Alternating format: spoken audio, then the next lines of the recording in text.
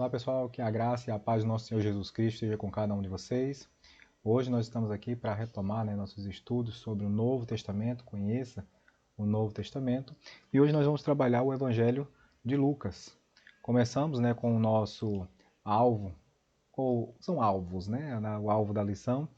O primeiro tem a ver com o saber, o segundo com o sentimento que a gente deve ter em relação a essa lição, e o terceiro, como nós devemos reagir a ela, né? Então, o primeiro deles é compreender como o Evangelho de Lucas foi escrito e o motivo de suas peculiaridades. O segundo, sensibilizar-se ao amor de Deus, que alcança todas as pessoas, independente da situação em que elas se encontram. Ampliar a ação pessoal e comunitária de proclamar o Evangelho a grupos desprezados ao redor. Então, esses são os alvos da nossa lição. Lucas ele é definido como o autor dos escritos. Logo no início do Evangelho a gente percebe logo a descrição, ele se identifica, ele dirige também o seu escrito a um conhecido que ele tem em alta estima, que é o Teófilo. E não somente o livro de Lucas, também Atos dos Apóstolos. E esses dois livros escritos pelo mesmo autor ocupam um percentual das páginas do Novo Testamento. Ele é o único gentil a escrever qualquer parte do Novo Testamento, é considerado o médico amado por Paulo, companheiro fiel, é um dos cooperadores citados também por Paulo. Então, assim, tem muitas características. Além de ser evangelista, escritor, médico, ele tem muitas outras características positivas, destacadas pelo próprio Paulo. Ele escreve como historiador, cuidando de apresentar dados com certa ordem e riqueza de detalhes. Atos e o Evangelho de Lucas, como eu disse a vocês, eles compreendem em torno de 28% do Novo Testamento, tornando esses escritos médicos um percentual, praticamente um quarto, mais de um quarto do Novo Testamento, estão nas páginas do Evangelho de Lucas e em Atos dos Apóstolos. A gente sempre apresenta essa visão panorâmica. O Evangelho está dentro desse grupo dos Evangelhos sinóticos. O autor, como nós dizemos já aqui, é o próprio médico Lucas. Foi escrito no ano 60 depois de Cristo. Não temos certeza do local de escritura. Para quem era dirigido? Primeiramente para Teófilo e a comunidade que estava em volta de Teófilo, os gentios, A expressão-chave do texto é o Filho do Homem. Se nós temos no Evangelho de Marcos o servo sofredor, aqui nós temos a descrição do Filho do Homem. E o versículo 19, capítulo 19, versículo 10, marca como se fosse o versículo central desse Evangelho, Pois o Filho do Homem veio buscar e salvar o que estava perdido. É uma característica marcante do Evangelho de Lucas que nós vamos passar a visualizar um pouco mais à frente. A gente tem o Evangelho dividido em 4 partes. Todos tratando sobre essa questão de Jesus como o Filho do Homem em busca desse perdido. Primeiro, Lucas 1 até o capítulo 2, versículo 52, a vinda do Filho do Homem. Lucas 3 até o 4, preparo do Filho do Homem. 4 até o 19, o ministério do Filho do Homem. E do 19 até o 24, o triunfo desse Filho do Homem. Então a gente tem o esboçado dentro desse texto essas características literárias, essa estrutura que Lucas organizou para expressar, para narrar o seu evangelho. E aí a gente vai resumir em uma frase.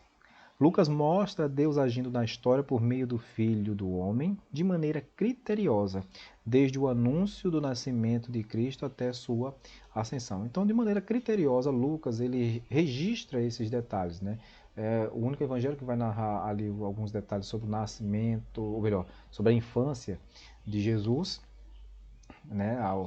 E é claro que hoje fica até materiais de estudos, Tem até um documentário que é intitulado Os Anos Perdidos de Jesus. O que Jesus fez dos 12 anos até os 30 anos, quando inicia ali o seu ministério. Então tem um documentário muito interessante sobre isso, eu recomendo que você possa assistir. O nome do documentário é Os Anos Perdidos de Jesus, produzido pela Geographic, aquela, já é bem conhecida, aquela série de revistas também, aquela de programas também. Então vale a pena assistir. Os Anos Perdidos de Jesus. E aqui Lucas traz alguns detalhes importantes sobre o nascimento de Jesus, alguns detalhes que foram omitidos também nos outros evangelhos, não por omissão, os evangelhos não queriam mencionar, mas no seu momento de escritura não acharam relevante destacar determinados pontos, porque o seu foco de ação, melhor, foco de escritura era outro, né? Lucas já tem uma preocupação diferenciada. E aqui a gente vai perceber quais são essas características que estão presentes aqui no Evangelho de Lucas, né? Ele, como pesquisador, ele tinha uma preocupação com os detalhes. A gente vai perceber essa característica no Evangelho de Lucas. Agora eu quero chamar a atenção de você que é leitor para não desprezar os outros evangelhos e falar assim, não, Lucas tem um rigor mais científico, Lucas tem uma preocupação mais em descrever os detalhes, ele fez uma investigação minuciosa e os outros estão relatando uma coisa muito por alto. Não, não despreze os outros evangelhos achando que Lucas é o melhor evangelho. Todos têm a sua funcionalidade, têm o seu propósito, têm a inspiração do Senhor e servem à edificação da igreja. Lembre sempre disso, tá certo?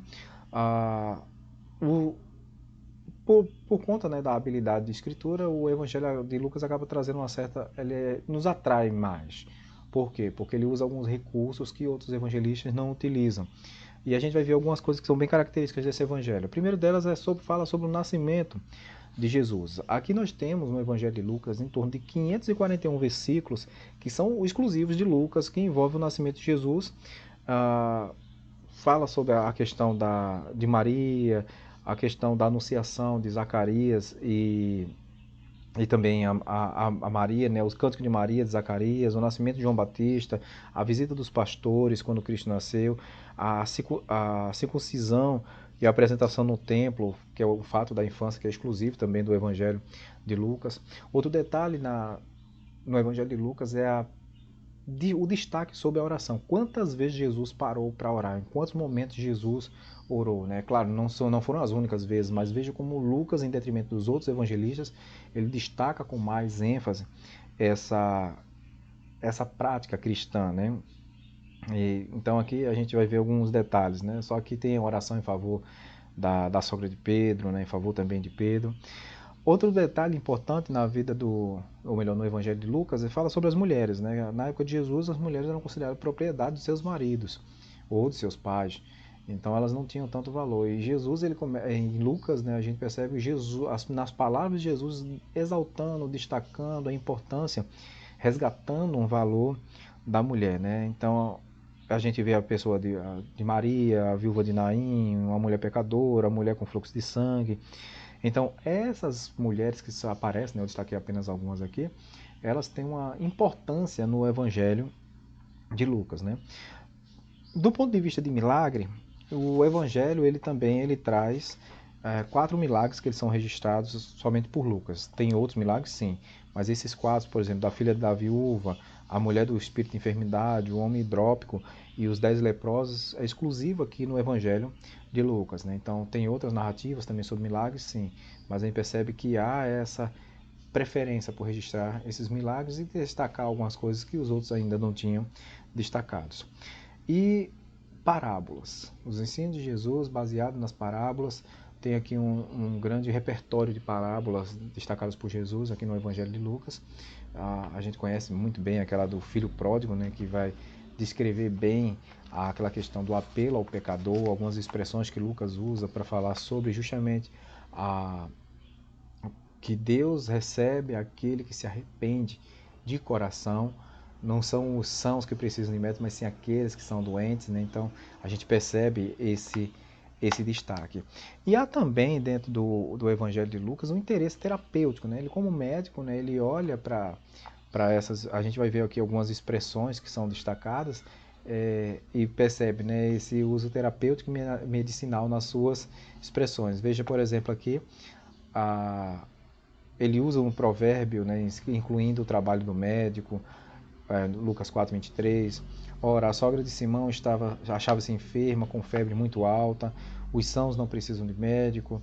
Ora, achava-se ali um homem cuja mão direita estava ressequida, certa mulher havia 12 anos, vinha sofrendo de uma hemorragia, e tocando-lhe a orelha o curou. Então a gente vai perceber essas expressões próprias da linguagem do médico, que aqui ele faz um uso muito adequado dela nas suas em suas palavras. E aqui, gente, eu quero mostrar também para vocês um destaque que Lucas faz em relação à ação do Espírito Santo. É claro, já é prometido no Antigo Testamento que Deus estaria falando a cada uma pessoa, assim, a, ninguém mais ensinará ao seu próximo, mas o próprio Deus estaria ensinando, é uma promessa lá de Jeremias. E através de quê? Através do Espírito Santo de Deus. E aqui no Evangelho de Lucas a gente tem um destaque importante sobre a ação do Espírito Santo. Ele atua como precursor de Jesus, ele atua na concepção de Jesus, ele atua em Isabel e Zacarias, ele desce sobre Jesus no batismo, só adiantando aqui para vocês acompanhando. Ele guia Jesus até o deserto para ser tentado pelo diabo, ele capacita Jesus em seu ministério, ele é o dom de Deus aos seus filhos, ele é exaltado por Jesus quando os 70 voltam contando o sucesso da missão. Ele é objeto da profecia bíblica e ele concede poder às pessoas, né? E recebereis poder, né, quando vier sobre vocês o Espírito Santo do Senhor. Então a gente percebe esse destaque que Lucas faz. Lucas também é um evangelho que fala sobre os desprezados.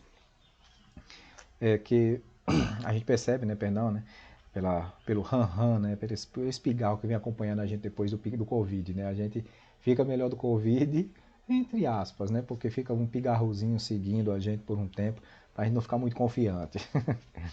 Outra característica marcante em Lucas pode ser vista em inúmeros registros sobre a ação de Jesus em benefício das classes desprezadas de sua época. Né? O Evangelho mostra um profundo e intenso interesse do Mestre por aqueles que eram excluídos, né, tanto religiosamente como socialmente. Então, a gente pode dizer que o Evangelho de Lucas ele destaca a viúva, destaca o órfão, destaca aquele que é pobre, destaca aquele que é pecador. Ele dá uma ênfase a esses que precisam realmente encontrar-se com Deus, né? Então aqui não tem aqueles embates longos em relação a quem faz o que é correto, mas aqui a gente vai perceber uma ação sobre aqueles que não tiveram chance, ou melhor, que a religião da época não deu chance para eles. Então Jesus chega e fala assim, não, vocês têm oportunidade. O reino dos céus é de vocês na medida que vocês buscam esse reino dos céus, na medida que vocês se achegam a Deus, com certeza ele se achegará a vós. Os samaritanos nunca, assim, desde que foram escorraçados ali, foram assim praticamente colocados à margem da sociedade, ficaram ali naquela região da Samaria, eles desenvolveram um sentimento de hostilidade em relação a Israel e vice-versa. E por muito tempo, né, até mesmo depois da morte de Jesus, os samaritanos ainda ficaram tendo muitos problemas com os judeus, não se davam bem. No Evangelho de João a gente percebe isso, que eles até por fazerem parte, né, lá a gente viu isso lá no livro de Neemias, a fazerem parte, né, da linhagem sacerdotal, eles abriram um novo espaço de culto no Monte Gerizim. E a mulher samaritana lá do Evangelho de João diz assim, aonde é que nós devemos adorar? Aqui no monte ou lá em Jerusalém? Jesus diz assim, nem lá nem aqui. Porque chegou a hora em que Deus busca os verdadeiros adoradores, que o adorarão em espírito e em verdade. Então, aqui a gente tem uma quebra, né, dessa questão, desse espaço exclusivo dos judeus. A gente tem aqui uma abertura para os gentios. No Evangelho de Lucas a gente percebe essa questão, não que o samaritano em si ele fosse o gentio, mas o samaritano era o misto, né, era o misturado, o mestiço da época, e ele tinha essa característica, esse preconceito, era alvo de preconceito. E Jesus conta uma parábola que exalta a postura do samaritano. Veja, passa o sacerdote, passa o levita, mas quem é que presta socorro ao seu próximo? O samaritano. Então eu falo assim, não importa se ele é puro sangue ou se ele tem uma linhagem mista. O que importa é quando o coração está conectado com o Senhor. Isso é um tapa no rosto daqueles que estão ali achando que tem a ver com raça, que tem a ver com herança de berço, tem a ver com a postura que nós temos diante do Senhor. Quando nós temos, né, em relação ainda a esses pecadores, nós temos a figura do ladrão da cruz. Né? A gente fala assim, a pessoa para ser salva, ela precisa garantir o seu passaporte nos céus, ter uma vida de piedade, ter uma vida de serviço, ter uma vida ao lado de Cristo Jesus, irrepreensível. E a gente olha assim para essa figura do ladrão na cruz. Alguns falam assim, o bom ladrão. Não, não era o bom ladrão, não era ladrão. Ele estava sendo crucificado, quer dizer, ele era um dos piores ladrões. Estava sendo crucificado pelos seus pecados. O que foi bom foi a atitude que ele tomou de arrependimento. Foi boa, né, essa atitude de arrependimento. Então, a gente vai perceber que ele diz, não, não, olha, a gente está sob justa condenação, mas este homem nada fez. E aí ele chega para Jesus e fala assim, lembra de mim quando estiveres no paraíso. Então Jesus diz, hoje mesmo estarás comigo. Então assim, não teve tempo de fazer serviço, não teve tempo de ter uma vida piedosa, mas teve tempo da salvação. Então enquanto a vida, a salvação, a esperança tem a ver, a salvação ela tem a ver com essa decisão, com esse arrependimento que o crente tem. Eu não estou dizendo aqui que o crente que se converte num período oportuno, que se converte cedo, que tem a oportunidade de servir e não faz nada, que ele faz assim, então o ladrão da cruz não fez nada e foi salvo. Não, meu irmão. Quanto mais se é dado, mais se é cobrado. Se você tem tempo de vida, se Deus está abençoando seus dias, use seus dias para o serviço do Senhor. E eu tenho certeza que você e a sua casa serão muito abençoados. E aí, meus queridos, nós fechamos dizendo o seguinte, que o Evangelho de Jesus, segundo Lucas, de fato é bem peculiar. Lucas registra vários fatos e personagens omitidos pelos demais evangelistas. Sua excelente formação lhe permitiu escrever no grego mais culto da época, e a organização dos fatos minuciosamente ajudou também nesse processo, né? Foi mais uma ferramenta preciosa nessa obra do Senhor, né, nas mãos do Senhor. Então a gente vai perceber, meus queridos, como o Evangelho de Lucas ele soma, né, nesse conjunto de livros que relatam, né, a vida, nascimento, vida e obra de Jesus, né, relata os seus feitos. Próxima semana nós finalizamos hoje, né, a questão do estudo dos Evangelhos sinóticos, esses que contam a mesma história, e nós vamos passar para o Evangelho de João. E o Evangelho de João ele tem uma característica diferente. A forma como João apresenta Jesus é diferente desses três, mas é muito rica. Então eu convido você a já ler o Evangelho de João ao longo da semana e na próxima semana nós vamos estudar sobre ele. Desejo a você uma semana abençoada, em nome de Jesus, e até o nosso próximo encontro. Deus abençoe vocês.